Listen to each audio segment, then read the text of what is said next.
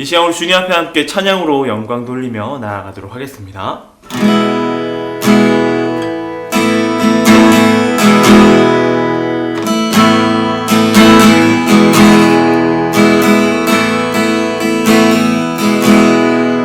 내 마음속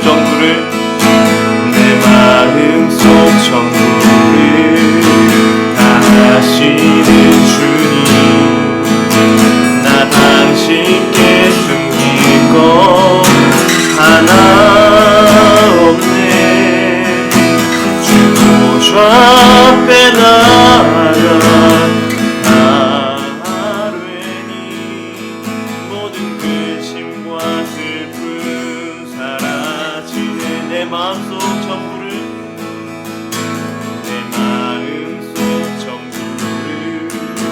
하시는 주님, 나 당신께 숨길 것 하나 없네.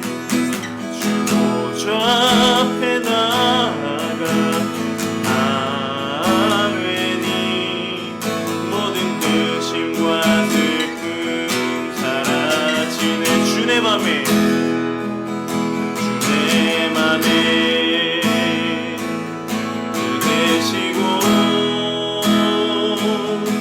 주 안에 늘 거하니 이 놀라운 사랑, 그 보좌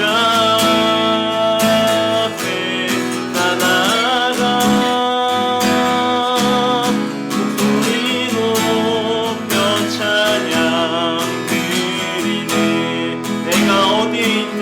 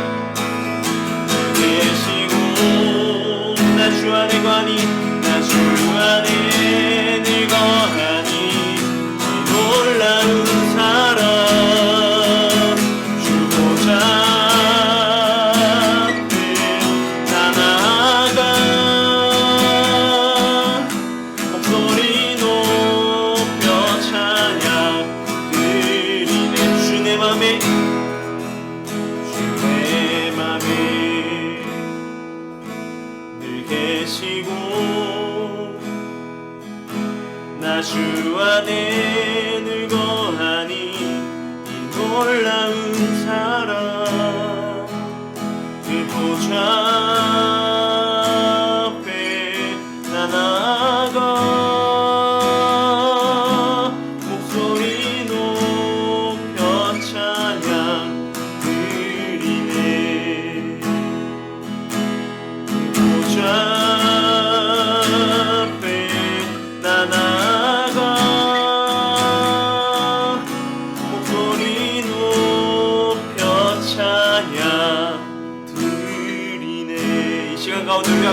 다음에 나아갑시다. 예배를 위하여서 함께 주님 앞에 통성으로 그 다음에 나아가도록 하겠습니다.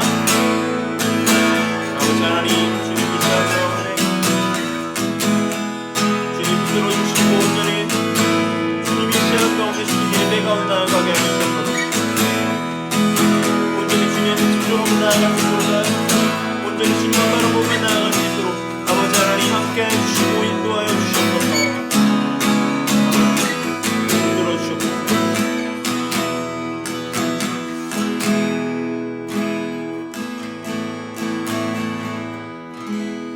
이 시간 함께 사도신경으로 신앙 고백 하시겠습니다.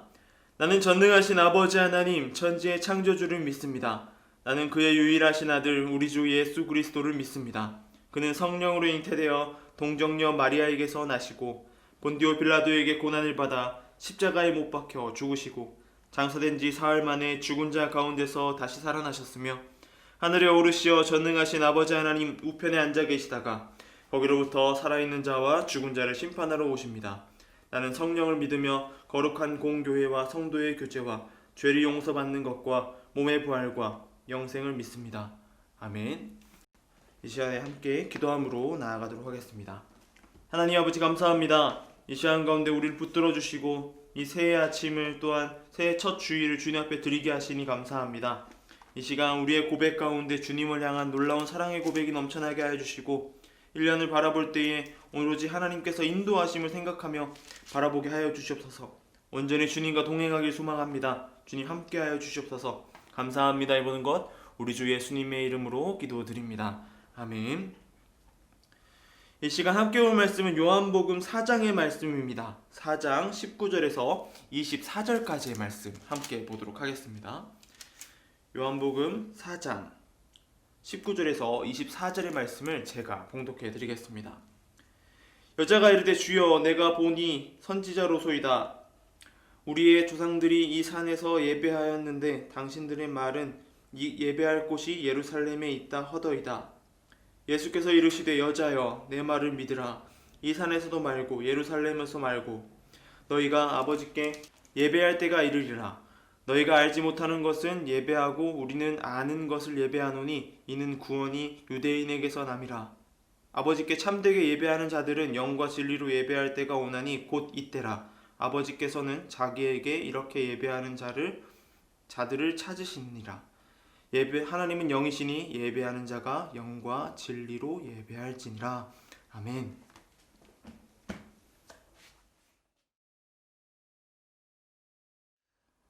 오늘부터 함께 예배하게 된 김덕준 목사입니다.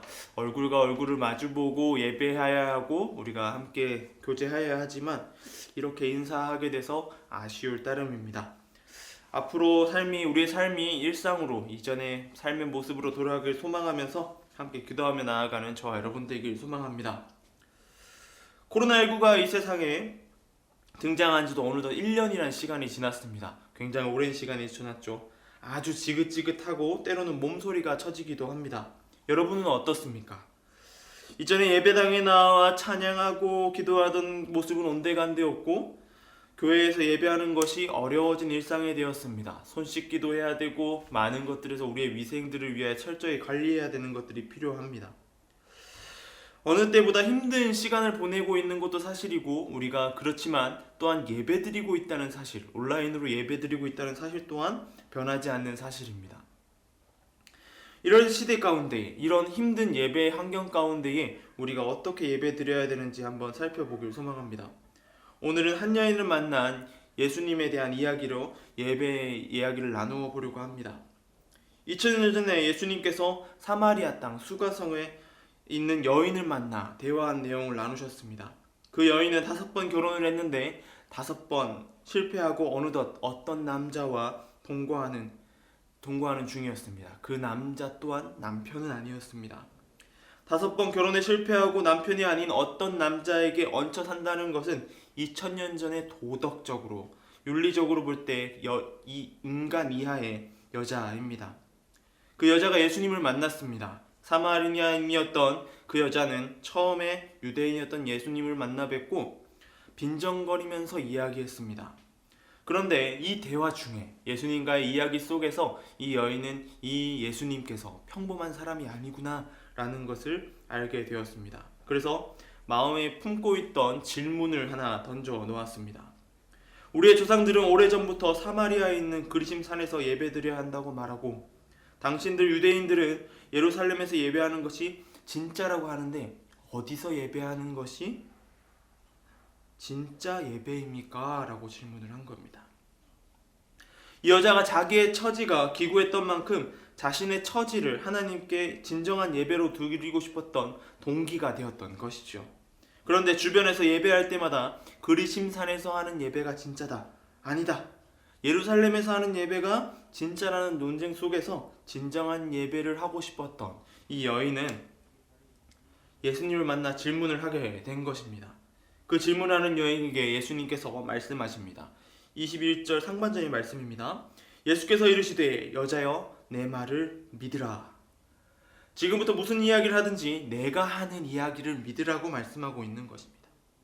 당신이 가지고 있는 보편적인 상식, 그리고 여태까지 가지고 있던 인식들을 다 떨쳐버리고 내가 하는 말을 다 믿으라 라고 이야기하고 있는 것입니다. 예수님은 말씀하십니다. 이 산에서도 말고 저 산에서도 말고 너희가 아버지께 예배할 때가 이르리라, 올 것이다 라고 이야기한 것입니다. 그리심산 예루살렘 성전이 아니라 진정으로 아버지께 예배할 때가 온다고 말합니다. 예수님께서 계속해서 말씀하십니다. 23절의 말씀입니다. 아버지께 참되게 예배하는 자들은 영과 진리로 예배할 때가 오나니 곧 이때라. 아버지께서는 자기가 이렇게 예배하는 자들을 찾으시느니라. 우리가 어느 공간에서 예배하느냐의 문제가 아니라 참되게 예배하는 것이 하나님께 드리는 예배라고 말하고 있는 것입니다. 예배하는 영과 진리로 예배하라고 이야기하고 있는 것입니다. 그런 때가 여지껏 없었다라고 합니다. 지금이 바로 그때다라고 이야기하고 있는 것이죠.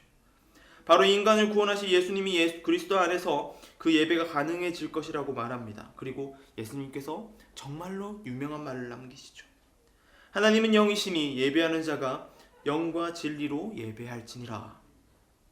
예수님께서 예배하는 자들에게 이렇게 말씀하신 이유는 어디서 예수님 예배를 하고 이러는 것이 중요한 것이 아니라 영과 진리로 예배해야 하냐면 하나님은 영이기 때문에 영과 진리로 예배해야 된다고 말합니다.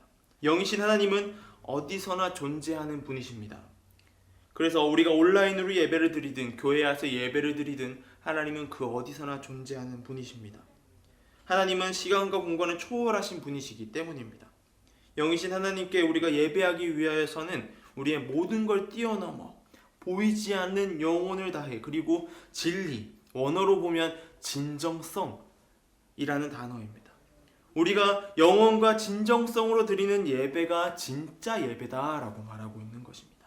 이런 코로나19 상황에서도 우리가 예배할 수 있다는 것은 하나님이 어디서나 존재하시고 우리의 예배를 받으시기 때문에 가능한 것입니다. 그리고 그것을 뛰어넘어야 하는 것이 우리에게 주어진 것입니다. 우리가 현장에 모여서 예배하는 것이 우리에게 큰 유익이 됩니다. 인간은 연약하기 때문에, 인간은 너무나 약하기 때문에 그렇습니다. 혼자 있으면 무너지기 쉽습니다. 그래서 모여서 함께 앉아서 예배를 드리게 되는 것입니다. 혼자서는 위태롭습니다. 예배에 참석하고 있는 이들이 그것들을 다 알고 이 자리에 모여 교회라는 공간에 모여 함께 예배하는 것입니다. 혼자 있으면 나태해지기 쉽습니다. 옆에 침대가 있고 또한 컴퓨터도 있습니다. 너무나 다른 요소들, 힘든 요소들이 많이 있습니다. 하지만 우리가 모이는 것은 쉬운 일이 아닙니다. 이스라엘 역사 중에 가장 암울한 시기를 이야기하라고 한다면 바벨론 포로 시절이라고 할 수 있습니다. 기원전 586년 남유다가 역사가 막을 내리는 순간이 찾아왔습니다. 모든 것이 무너져 내렸습니다. 그 무너져 내린 것 중에 성전도 포함되어 있습니다. 성전이 다 해파되고 모든 것이 다 무너져 버렸습니다. 그리고 이스라엘 백성들은 포로로 끌려갔습니다. 더 이상 예배할 수 없게 되어버린 것입니다. 왜냐하면 성전이 무너졌고 더 이상 그 성전을 향해서 나아갈 수 없었기 때문입니다. 그곳이 그리웠고 하나님께 예배드리고 싶었지만 불가능해졌습니다. 어떤 길을 택해야 될까요? 그들이 택한 길은 하나입니다. 바로 자기 자신을 돌아보기 시작했다는 것입니다. 그리고 말과 말로 전해지는 성경을 기록하기 시작하였습니다. 그렇게 기록된 것이 바로 구약 성경들입니다. 그렇게 그들의 시간이 지나 하나님 앞에 영으로 진실함으로 예배 드리게 된 것입니다. 여러분은 지금 어떻게 예배 드리고 있습니까? 이 코로나 시기에 자신이 예배하는 모습을 돌아보시길 소망합니다. 우리가 어떻게 예배 드리고 있는지 살펴보길 소망합니다. 하나님 앞에서 전심으로 예배하고 있는가? 하나님 앞에서 최선으로 진정성 있게 예배하고 있는가? 점검해 보길 소망합니다. 비록 우리가 만나서 서로 이야기하고 서로 나눌 수는 없지만 말씀을 배우고 할 수 없습니다. 하지만 우리가 있는 그 자리에서 하나님께 예배에 최선을 다하는 저와 여러분 되길 소망합니다. 다니엘은 예배할 수 없는 환경에서도 예루살렘 성전을 향하여서 하루에 3번씩 기도했던 사람입니다. 수많은 신앙의 선배들이 삶의 자리에서 예배에 힘썼습니다. 그리고 그 예배의 삶을 살아가려고 노력하였습니다. 그 예배에 힘을 다하는 저와 여러분 되길 소망합니다. 그 예배에 최선을 다해 나아가는 저와 여러분 되길 소망합니다. 기도하겠습니다. 하나님 감사합니다. 오늘 이 예배 가운데 온전히 주님과 동행하게 해주시고 온전히 주님 한 분만을 바라보게 하여 주시옵소서. 주님 붙들어 주시옵소서. 감사합니다. 이 모든 것 우리 주 예수님의 이름으로 기도드립니다. 아멘.